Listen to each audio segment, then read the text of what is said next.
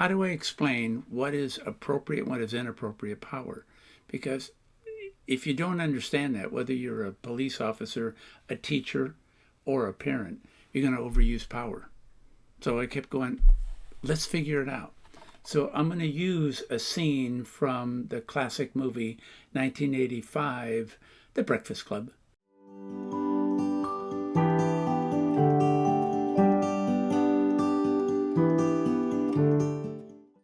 The scene is called Eat My Shorts. And this is on film right now, exactly where it all starts. We're going to see it the first time, and then the second time through, I'm going to stop and talk about where is the power and how is it being exhibited and who's actually doing the escalation here. So here's the beginning of a scene that is 1 minute and 40 seconds long.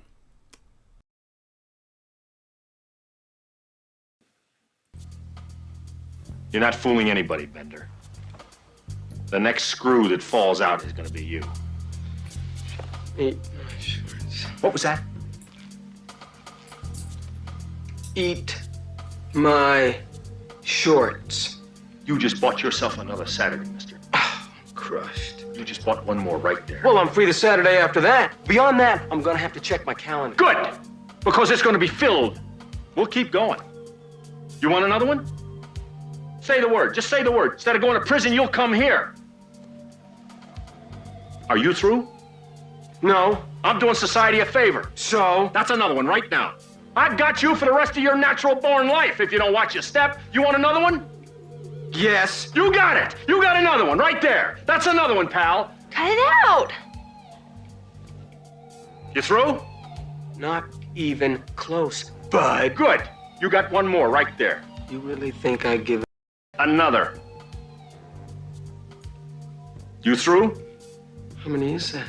That's 7, including the one when we first came in and you asked Mr. Vernon here whether Barry Manilow knew that he raided his closet. Now it's 8. You stay out of it. Excuse me, sir, it's 7. Shut up, Pee-wee. You're mine, Bender. For 2 months, I got you.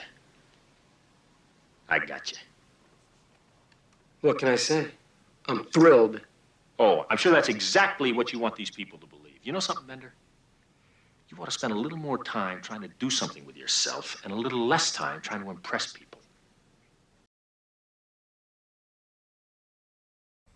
So there it is, only 1 minute and 40 seconds that we're watching from this clip from a classic educational setting called The Breakfast Club. You already know, it's a detention center for a Saturday morning. We have 5 students in there, each from different social economic levels. We have to define some terms for us to understand how to interpret what we're actually watching. Number 1, what do we mean when we say someone is operating from power versus someone is operating from influence? We're going to pretend that you can say that power is the same as positional authority. And we're also going to say that influence is almost personal persuasion. So from a non-verbal standpoint, what are the characteristics of being influential and being powerful? We're going to suggest, if you look at the chart, when you approach from the side, you're doing influence. When you have the eyes on the student work, you're doing influence. If you're farther from the student, you're doing influence. If you're more nonverbal, you're doing influence. And if you're breathing low, for sure, that's influential. Well, what's power? Power is the opposite. When you come directly up from the front, when you make sure that you have your eyes on the student, especially watch what happens when the pupils get high in the eye socket in terms of power. Physically close, more verbal, especially a strident, louder kind of voice, that's power. And then if you're breathing really, really high, that's power also. So now we understand what is power, what is influence. Now the question is, look at the next information. There are 2 states that someone can be in. They can be appropriate and inappropriate. Most of the time, we manage when they're inappropriate, we have to get them over to being appropriate. So now the question is, how do you take influence versus power when you're trying to go from inappropriate over to appropriate? That's what we want to talk about. Now, to understand how power and influence fits with appropriate and inappropriate, we have to add a third term. That third term is called neutral. Neutral, much like the gears in your car when you are shifting, you can't go from first gear to second gear without going through neutral. When a student is in an inappropriate state and you want to move them over to be inappropriate, you've got to go through neutral. So what does neutral look like? Because that's the key to us understanding. Are we moving them off of the inappropriate over to appropriate? For the average teacher, picture a student who's at their desk and they're fiddling with something, and the teacher comes over. Initially, the student is oblivious to that the teacher is coming over. When the teacher gets close enough, oftentimes this student is startled by noticing that the teacher is there. They oftentimes will pull their body back and they'll look directly at the teacher. Other times they go like this. They inhale and they look straight down and they won't look at the teacher. That's the average classroom. The scene that we're looking at the Breakfast Club is much more confrontational. In confrontational, neutral oftentimes looks more like a de-escalation than anything else. And what do we mean by that? If they've been making eye contact, they don't make eye contact anymore. If their pupil's been high in their eye socket, their pupils tend to be in the center of their eye socket. How about in terms of what their body is? Watch body shifts. If someone is like this, and now they shift in any other form, especially if they turn away from their opposition, that's neutral in a confrontational situation. Why is that movement, that body shift, so important? It helps the breathing. You've got to have breathing to the brain, oxygen to the brain. Why? Because it's the only way you can have other than primate reaction, fight or flight. So we need to make sure we get a student to breathe, and we know that they're breathing when they move. Now the last thing, watch the voice. If the voice softens in volume and is not less strident in terms of what's going on, then the person has gone to de-escalation. So in a confrontation, neutral is critical, but it's a different set of what does it look like compared to a regular classroom teacher. Now let's go back and watch the different scenes. We'll slow it down and show you when the person, vice principal, goes to power and how the student will therefore go to a neutral. But watch what the person of power does. They go back to power, and that means that the student goes back into opposition again. You can't go from inappropriate to appropriate without going through neutral. But if you use power to get to neutral, be careful. It won't get you to appropriate. Let's watch it again. You're not fooling anybody, Bender. The next screw that falls out is going to be you. What was that? Now, there's no question that the student is inappropriate, but he did it at a whisper. It was not that aggressive. We could spend some time talking about, should the person who's in a position of power, knowing that they've been insulted, handle that in front of the group or privately? That's a different videotape that we'll do. Watch what the person of authority does. Moving towards, being frontal. Eat my shorts. Definitely. That is straight power. Someone is completely inappropriate from the student side. Watch what the person of positional power does. You just bought yourself another Saturday, mister. Now, when he went to power, which is frontal, eyes, hand out, the student actually shifts. How do we know the student shifts? In a confrontational situation like this, a shift is when you break eye contact. Now watch the neutral, and then watch what the person of positional power does. He doesn't stop.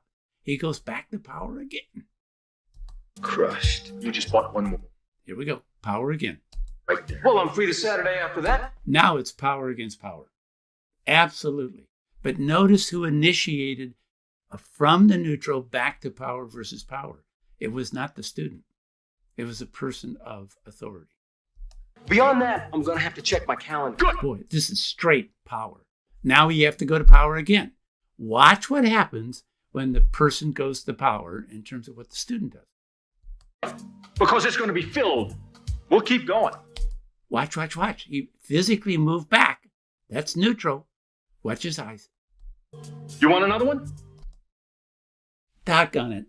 In this minute and 40 seconds, the person of positional power 5 times does a rhetorical statement. In a confrontational situation, there are no rhetorical questions. Come on. Be honest. Who is doing the change of the student's neutral back to power? It's not the student. It's the adult. Say the word. Just say the word. Look. That's neutral. Gotta go into prison, you'll come here. Are you Okay, now the student is fine. It's neutral.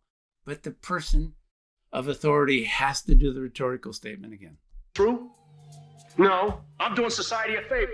Every time you have a student at neutral and you continue to do power, you activate the student going back to being inappropriate again. So? That's another one right now. I've got you for the rest of your natural born. Boy, this is escalating. This is absolutely escalating. If you don't watch your step, you want another one? You can't ask rhetorical questions. Yes. You got it. You got another one right there. That's a... We went back to neutral.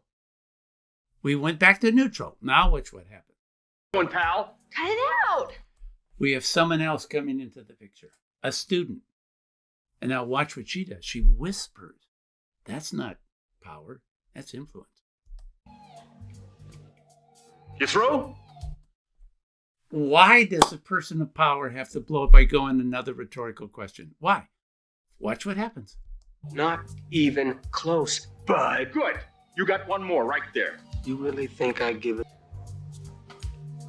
You through? How many is that? That's 7, including the one when we first came in and you asked Mr. Vernon here. Here's the one you want to watch. Logical, linear student, just being factual. The person of positional power goes to power, and watch what this student does. He goes to neutral.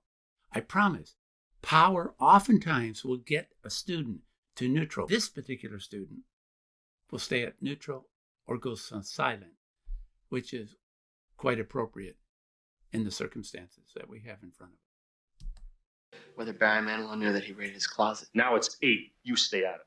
Excuse me, sir, it's 7. Shut up, Here he goes, insulting. Pee-wee.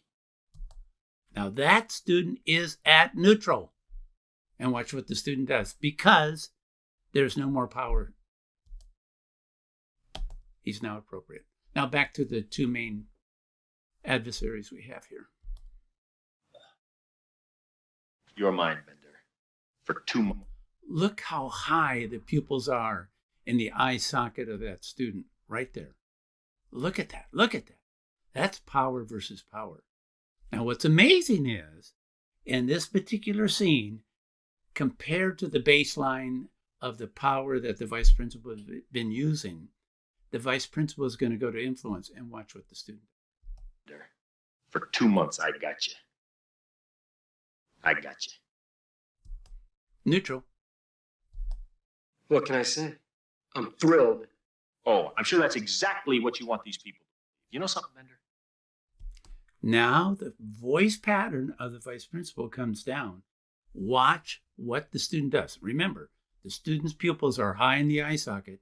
He, the student, is facing the vice principal. You ought to spend a little more time trying to do something with yourself and Whoa. Use an influence shifts the person to neutral also. less time trying to impress people. Look at the amount. Let me back it up. Watch the amount that the student is doing neutral. Here we go. You ought to spend a little more time trying to do something with yourself and a little less time trying to impress people.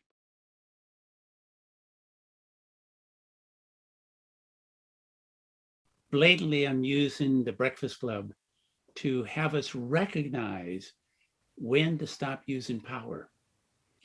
It's my personal attempt to add to the George Floyd dialogue. But the concept of inappropriate, neutral, and appropriate, that is transferable. George Floyd was neutralized and power was still used.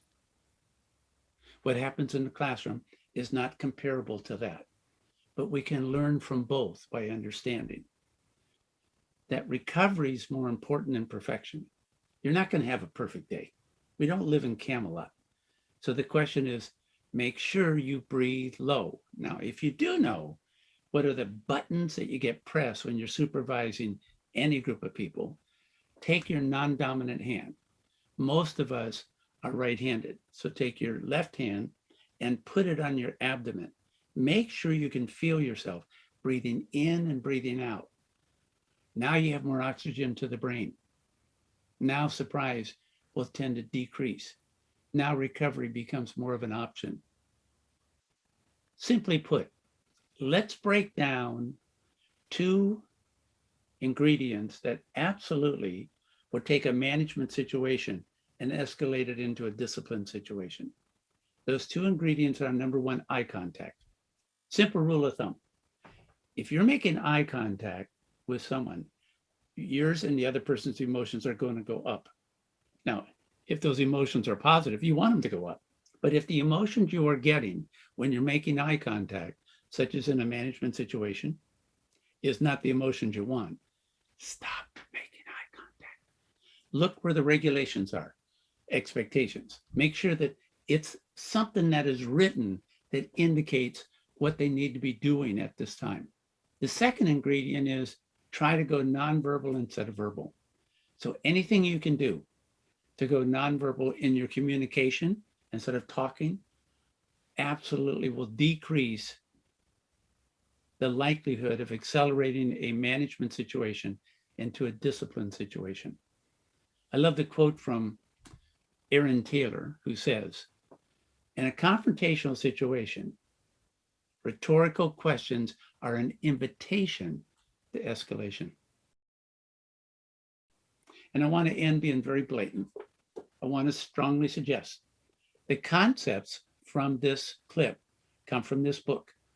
This is our classroom management book that is designed to make classrooms a civil situation where relationships are preserved while your standards are absolutely increased.